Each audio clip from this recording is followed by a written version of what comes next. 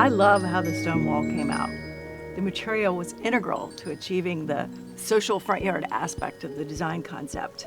It is the perfect height and it holds little family memories of our trip to Canada. I've hidden these geodes throughout the wall that glint and sparkle in the sunlight. Tiny succulents are tucked into the north face of the wall to add life and whimsy. We play bocce ball in the evenings after dinner. It's the simplest, easiest game everyone can play.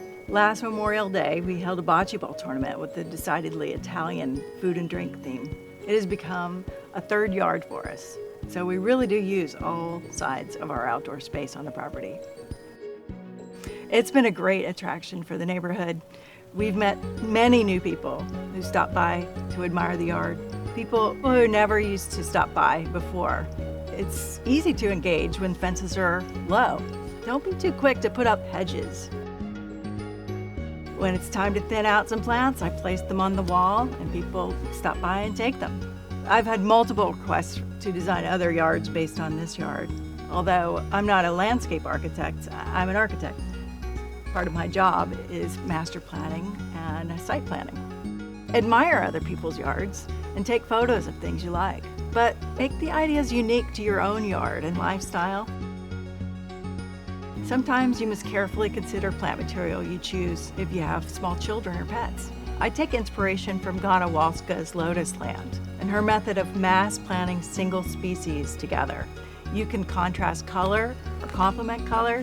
You can contrast things with different textures and heights. Some of my grass selections were purposefully brown and orange grasses that look dead, but are selected for their color and texture. I also have a more is more attitude with plants for an almost crowded effect. I can always find room to tuck in one more plant here or there when I see something I like, and it works with my yard. Plus, no room for weeds.